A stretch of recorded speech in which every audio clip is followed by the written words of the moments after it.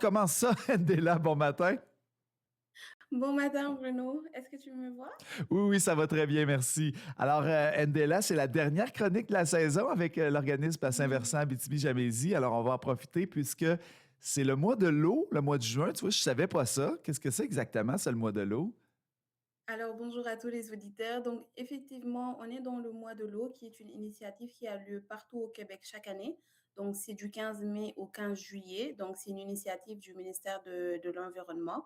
Donc l'objectif c'est de sensibiliser les citoyens à l'importance de protéger nos ressources en eau et de mieux comprendre les enjeux qui les touchent. Donc on fait beaucoup plus de sensibilisation au courant de ce mois-ci. Alors, c'est provincial, ça, si je comprends bien. Oui, alors c'est provincial et c'est coordonné par le regroupement des organismes de bassin versant du Québec, donc des 40 organismes. Ça s'appelle le ROBVQ avec l'appui du ministère de l'Environnement. Et ici, là, Abitibi-Jamésie, de quelle façon vous participez cette année? Quelles seront vos activités?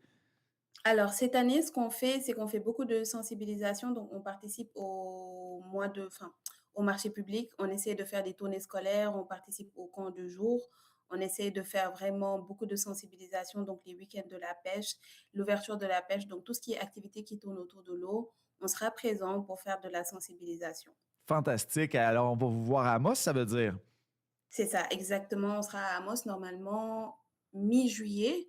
Donc, on n'a pas encore la date qui sera fixée, mais on va faire des annonces sur nos réseaux sociaux, mais on va participer au marché public d'Amos. Puis, est-ce qu'il y a un thème particulier cette année? Parce que tout à l'heure, quand je vous ai annoncé, on a parlé de microplastique. Est-ce que c'est ça le thème cette année? C'est ça, exactement. Donc, chaque année, il y a un thème qui est proposé et qu'on doit mettre en lumière les enjeux de ce thème qui est lié à l'eau. Donc, cette année, le thème retenu, effectivement, sont les microplastiques. Ah, c'est fou les découvertes qu'ils font justement par rapport au microplastique et comment ça fait partie de notre vie et pour ne pas dire de notre organisme. C'est quoi exactement les microplastiques pour nos auditeurs? Alors, des microplastiques, ce sont de petites particules en plastique qui font moins de 5 millimètres. Donc, certains sont fabriqués directement sous cette forme, mais pour la majorité, ils proviennent de la dégradation des déchets plastiques.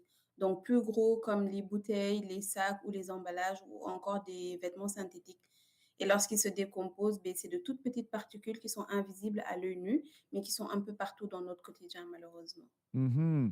Et donc, ça revient, c'est partout, là, ça. Ça décompose à partir de ce qu'on retrouve dans la nature. Exactement. Alors, c'est vraiment dû à la décomposition. Donc, avec le soleil, le vent, l'eau, les plastiques se fragmentent en particules plus petites. Et le problème, c'est que, ben, elles disparaissent pas vraiment. Ce sont des particules qui restent dans l'environnement pendant très longtemps. On peut les retrouver dans les rivières, les lacs, les océans, dans le sol et même parfois dans l'air qu'on respire. Donc, il y a des études qui ont montré leur présence dans certains aliments et de l'eau que nous consommons malheureusement. Est-ce qu'il y a eu des études ici en Abitibi-Témiscamingue pour dire qu'il y en a en particulier ou c'est répandu à travers de façon également à travers le monde? Alors, c'est répandu à travers le monde, oui, mais en Abitibi précisément, donc il y a des études qui sont faites. Donc, ils sont souvent perçus dans une région où il y a parce que nous, en Abitibi, on est perçu comme une région où les milieux naturels sont bien préservés. Mhm. Donc, des études ont déjà détecté la présence de microplastiques dans les sédiments du bassin versant Témiscamingue et dans le lac Témiscamingue. Et là, c'est pas juste d'avoir des microplastiques dans la nature, là, c'est que les animaux les ingurgitent et par le fait même nous-mêmes, là, c'est ça. Là, c'est quoi jusqu'où vont les études là-dessus?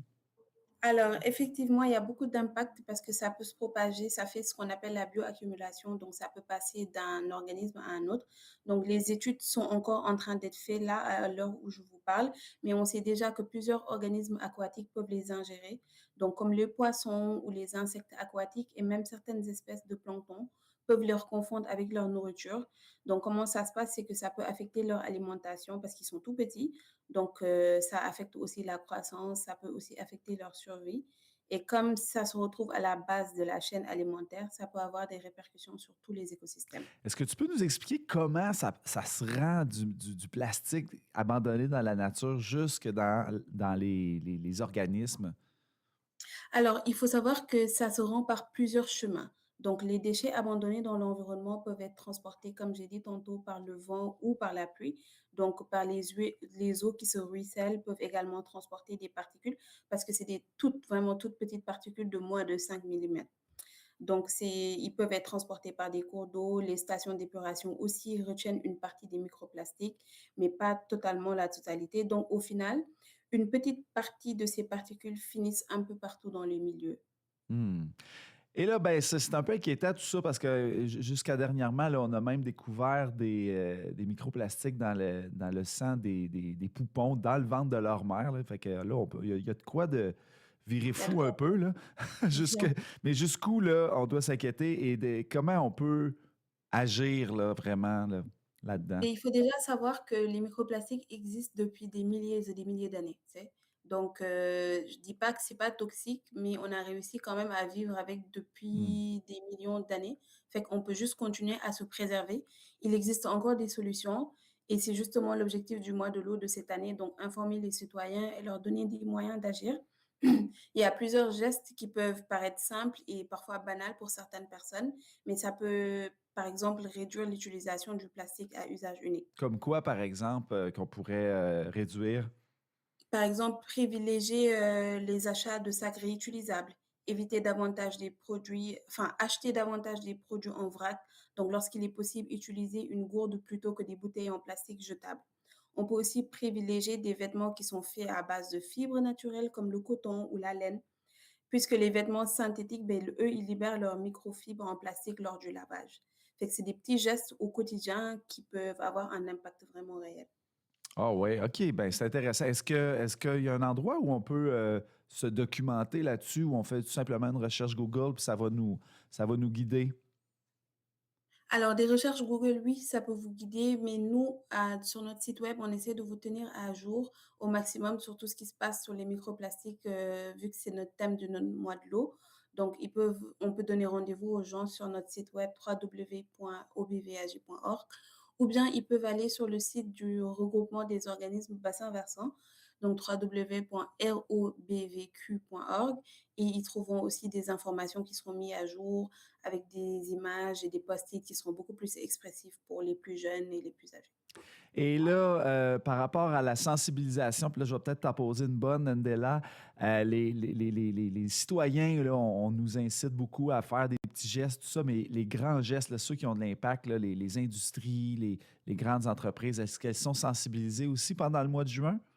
Effectivement, elles sont aussi sensibilisées, c'est-à-dire on fait des tournées, comme j'ai dit, scolaires dans les marchés publics, mais aussi dans les mines, dans les industries. Par exemple, il y avait la semaine de l'environnement, on était présent chez Eldorado Gold. Donc, on a passé le week-end aussi de la pêche avec l'association Chasse et Pêche. On a essayé de sensibiliser beaucoup d'organismes, on fait des tournées. Nos comités de suivi aussi continuent, donc à chaque comité de suivi, j'essaie de lancer des appels par rapport à ça, vu qu'on rencontre pas mal de gens qui sont dans les entreprises, dans les mines et aussi qui sont dans les écoles. Donc, c'est vraiment de la sensibilisation au sens large du terme. On essaie de toucher vraiment tout le monde dans différents secteurs le maximum possible. Ben écoute, merci beaucoup. C'est important, vraiment, le travail que vous faites, Ndella Malik. Ça a été vraiment un immense plaisir de vous connaître davantage durant cette saison-là, dans la chronique Protection de l'eau.